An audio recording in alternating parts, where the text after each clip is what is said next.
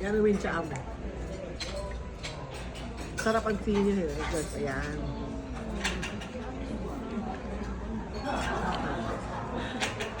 Ano naman pag-out na ganun? Hindi, syempre wala pang food. Ayan, iba naman ang ambiance. Puro food trip lang doon, eh. Food trip lang doon. Mga street food, no? Pasyalan. Ano itong ano po? 5 combination daw. Hindi. Parang pata na. Chicken. Chinese Sa taco. chicken. Ano nga yung gitna? Paborito mo yun ah. Seaweed. Seaweed. Fish or pinto. Pag-fish mo. Oh, ikaw pwede more than 4,000.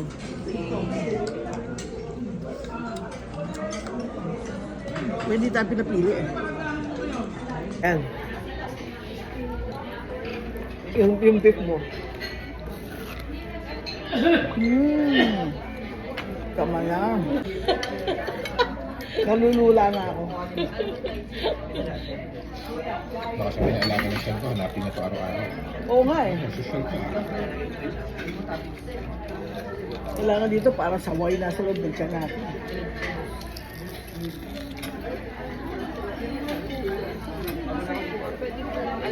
Basta magbusog ko. Nakakota ka na ng lights. Dami. Kagabi, sabi ko, tirahin ko itong sibas. Kaya puro sibas kinain. Oh, nakuna ko lahat Kuha yan. na ako.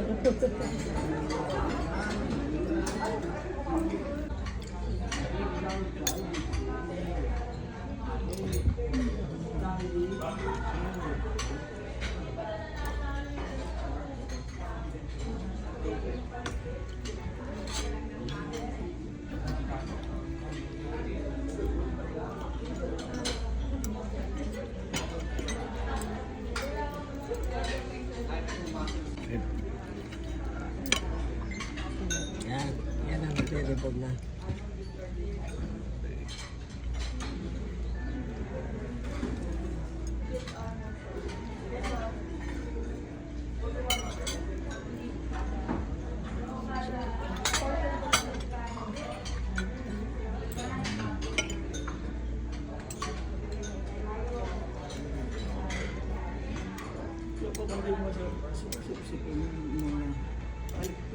Yung tarok rice ko pa po pala.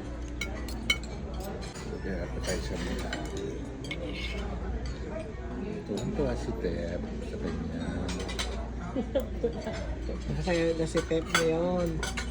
Bawi-bawi siya, kota siya. Ewan ko siya itabi. Masarap yan. Dito lang po. Ah, yan yan.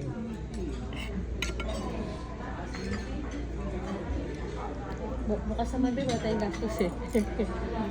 Binyag at birthday na kapatid Binyag ko. po sa birthday. Buong weekend, puro kain. Tapos balik na po siya ng Lunes. Tapos tatanong, paano ko papaya? Kaya na ilalagay ko, gusto ko pumaya. Sarap. Puro kain yung mga. Sarap. Ito sa to sinusos, ma'am. Sarap po. Saan sinusos niyo? Usually sa ano? Sa dito.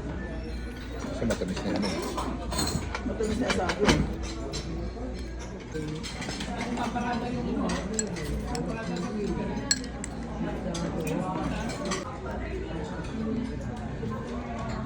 Cute. Parang manok na maliit. Ha? Hindi. After ng ano na. Pag yung nanganak na ako. Nanganak ka na. Para lumakas ng katawan ko. Pagpa-recover So, na isang ano. buwan po kayong nakakalapate? Aba, cesarean naman ako. Isa second cesarean kasi may myoma. Eto, lapu-lapu ko. Araw-araw din yan. Sarap. Nanay mo. Yung sa Chinese ganyan. Natuto ako kumain ng seafood at saka black chicken, di ba? Mama niyo po yung nagluluto? Ano yun mo? Seafood. Meron kaming ano.